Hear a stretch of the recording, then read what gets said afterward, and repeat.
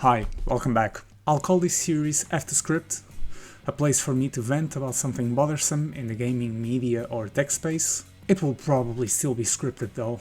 Today's dead horse is Suicide Squad Kill the Justice League. This is not a review, I haven't played it, so I'm not really authorized to speak on how good or bad I think it is. Plenty of people have already, despite Warner Brothers' best efforts to prevent critical backlash. I feel like I have read, listened, or watched enough to determine that I'm not happy with it. More specifically, the fact that it exists and it has been released. Firstly, I'd like to address a sentiment that's going around in games media that goes something like, this game is mediocre, but that's okay, because they can't all be home run slam dunks.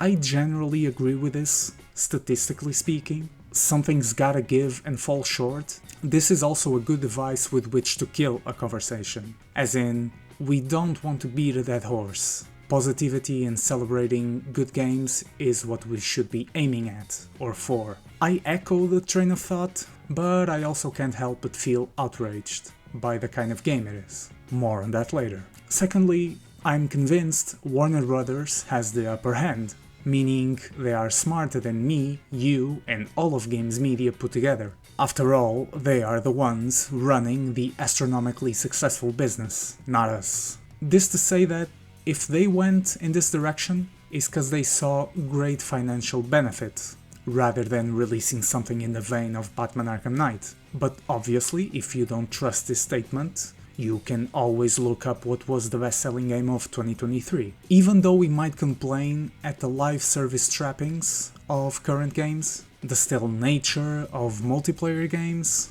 that is still where we're spending the most amount of time and money. I invoke Alan Wake 2 yet again, a game we collectively deemed as one of immense quality and pedigree. Commercially, we're not really telling the same story, and I don't believe it only has to do with the absence of a physical release. Single-player, story-driven games are failing to hold our attention. No wonder, surprising no one, Remedy's cooking something PvE in the Control universe. If I were them, I would too. Back to Suicide Squad, and the reason I won't let it slide.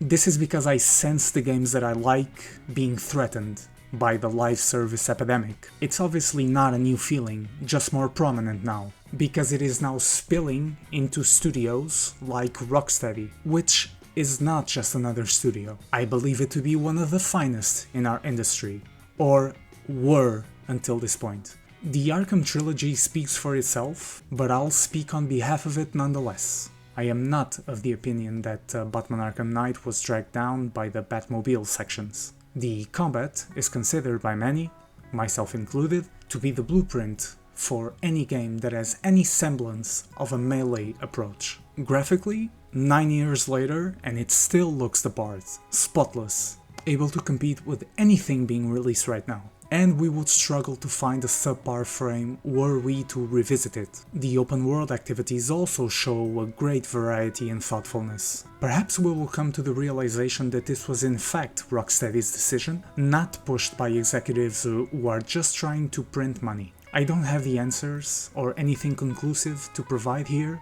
I just wanted something well produced, a 15-hour long main path, a list of open world activities that would keep me busy for another 10, great and varied quest design, stellar graphics, and most importantly, Mark Hamill as Joker roasting me into oblivion. But in 2024, that is just too tall an order. I lament that I got that before and didn't appreciate it enough. I lament that in the near future, this is all Rocksteady will be known for, and that everything done up until this point is somehow tainted or polluted in the eyes of the audience. I'll try to end on a positive note. Maybe we can reverse the tide. Maybe this will tank, commercially speaking. People will refrain from buying stupid skins that should be handed out freely, and great studios like Rocksteady can go back to making praiseworthy games. That's all I got. Take care.